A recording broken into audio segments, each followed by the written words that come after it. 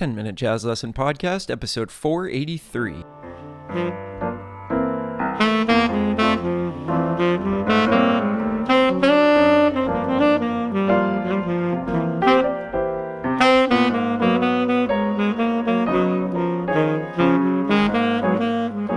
Before we get into this episode of the podcast, just wanted to let you know that there will always be a video version of the podcast over on my YouTube channel. And in order to find that, you can click the link in the description, or you can go to YouTube and just search for Nick Manella, and it will be the latest video on my channel. This is a great way to see all of the visual references that I am referring to throughout the episode. And also, you can support this podcast and the YouTube channel. We are listener supported, which means that we don't do any advertisements or anything like that. Instead, we just rely on people like you that get something out of this to support us in the form of a monthly donation. And in return for that donation, you get all of the supporting materials for every single episode, meaning PDFs, any backing tracks or trading tracks, and other goodies. You can find a link to my online jazz education platform called Jazz School also in the description of this episode. Once you sign up to become a member of Jazz School, which is free, by the way, you'll find instructions on how to sign up to get all of the materials. So head over there, and I'm really looking forward to meeting you. So I hope to see you there. And if you choose to support us, thank you very, very much. We could not do this without you. Okay, on to the episode. Hey everybody, welcome back. Today we're going to do part 2 in our series on the A sections of What Is This Thing Called Love? We're going to be diving into a really cool concept today. We're going to use the harmonic minor sound, and then we're going to limit that into some crucial chord tones and give you a couple different ways to think about the chord tones that you may not have thought of before. I'm going to give you some vocabulary, and we're going to continue our understanding and ability to play over this amazing Cole Porter tune. So the first thing I want to do is just review the chord changes to the A section. So remember, it's a 2, 5, 1, in the key of concert F minor, right? The minor 4 if we're in the key of C major, and then a 2, 5 to C major. So we just want that floating around in our ears before we do anything else. All right, so the idea that we're going to go over today is the fact that harmonic minor sounds really, really good over both of these 2-5 progressions. And then using that harmonic minor sound and resolving it to the 1 chord is one of my favorite sounds over this tune, and a sound that we hear a lot from our favorite musicians over this tune. So the idea here is over the first 2-5, the G minor 7 flat 5 to C7 to F minor, over the first 2 bars, we're going to think about an F harmonic minor scale.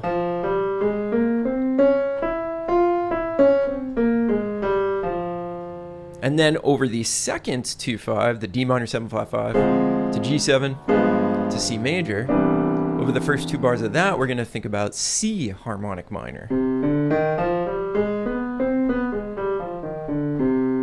And we're going to be using those scales. We're going to be manipulating those scales for everything that we're going to do this week. Okay, so why don't we start with a little scale exercise that you can use as sort of a warm-up when you're going to work on this tune that will help you to hear that harmonic minor sound in context. So over the first bar, we're going to start by playing F harmonic minor up to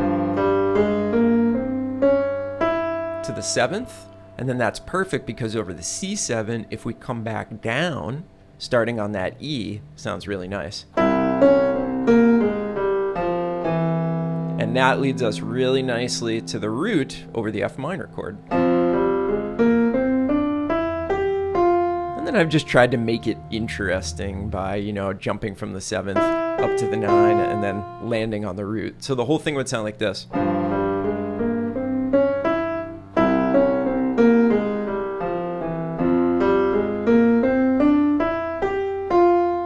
And what we're using over the 1 chord, the F minor 6 chord, is F melodic minor. So we're going from F harmonic minor to F melodic minor in that first 4 bars. Okay, and then we're just going to do the same thing over the second half. So we'll go up that C harmonic minor scale, and then back down.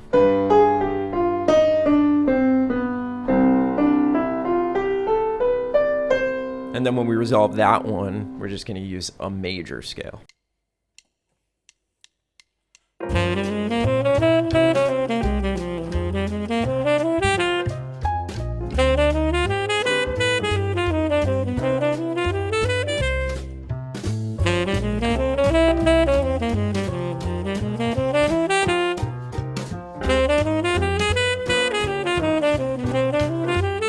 So I hope that helps you to hear the sound of that harmonic minor going to melodic minor, and then harmonic minor going to major. It's a great thing to just play through before you get into all this other stuff, because it really allows you to hear the full scale. Okay, so now on to what we want to do with those scales today. So I mentioned chord tones, and here's where we're going to get into that. So the first thing that I want to do is I want to get rid of the 2 chord, and I just want to think about the 5 chord. So over the first half, it's just going to be C7 flat 9. And what I want us to do is I want us to think about 3, 5, 7, and flat 9 over that C chord. And one of the first things that you might realize is that all 4 of those notes are in the harmonic minor scale. They're all contained within that F harmonic minor scale. So we're good there. We're still dealing with F harmonic minor. And then the second thing I want you to realize is that these 4 notes, they're the 4 notes in a diminished 7th chord. So basically what I'm doing is I'm playing the shape of an E diminished 7th chord by simply playing 3, 5, 7, flat 9. They're all minor thirds. Stack of minor thirds gives us a diminished 7th chord. And then what we want to think about is that resolving to the shape of F minor 6. That's going to be our key to success. Creating tension and then resolving it. So you see, that's what I've got written on the sheet. So you could just look at that as 2 stacks of 4 notes. Okay, so then we have the exact same thing over the concert G7 flat 9. If we think 3, 5, 7, 9, we get that same thing. They're all in C harmonic minor, and it's a B diminished 7th chord. And then we would resolve that to C major. That nice shape there. And again, going back to last episode, do you notice that we're maintaining some really, really good voice leading? Look at how the stack of notes in the first 2 bars resolves to that 3rd bar in both instances. I'm just going to play it for you one more time so that you can hear that really nice voice leading. Ooh, that sounds great, doesn't it?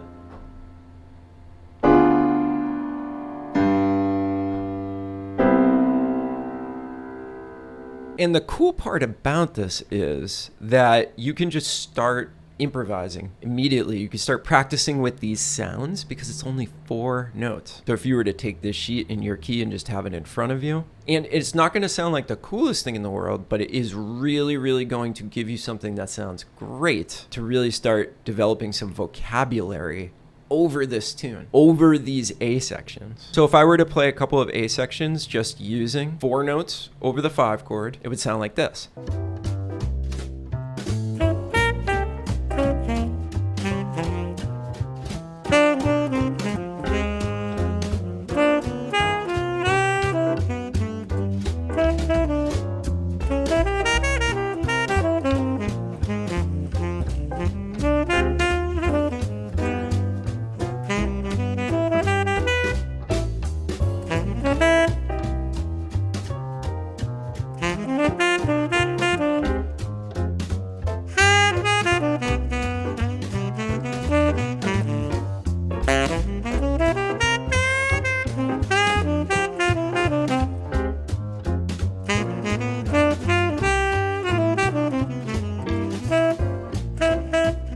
So it sounds pretty good, right? And a reminder, I'm going to give you a trading track of that so that we can play it together. We can bounce off of each other over the looped A sections so that through repetition, and familiarity, you really start to understand what those sound like. There is one limitation to this though, okay, is that if we're only going to use those 4 notes, the 3, 5, 7, flat 9, after a while it does start to get old, and here's why. All of those intervals are a minor third.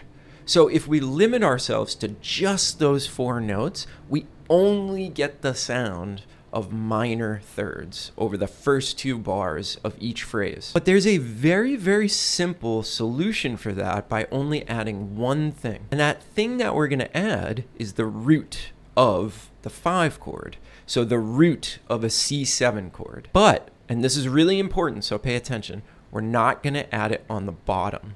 Because if we thought about that C as being here, we still only get intervals of a third. So what I want to think about it as is going in between the flat 7 and the flat 9. I want to think about it right there, because now what happens is we get this extra note and it breaks the sounds of the thirds. We get 2 seconds, 7 to 1 and 1 to flat 9. So you want to think about it like this.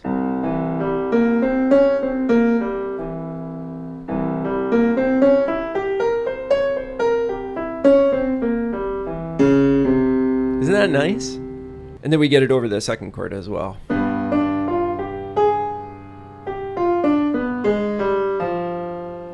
And if you really think about it, we're getting 5 notes out of the 7 notes in that harmonic minor scale, but we're thinking about them in a very particular way. Now, what I've done with this, just to demonstrate sort of the power of it and to give you something to go off of as you figure out your own vocabulary, I've written a little bit of vocabulary for you. So I'll just play through the 3 pieces of vocabulary.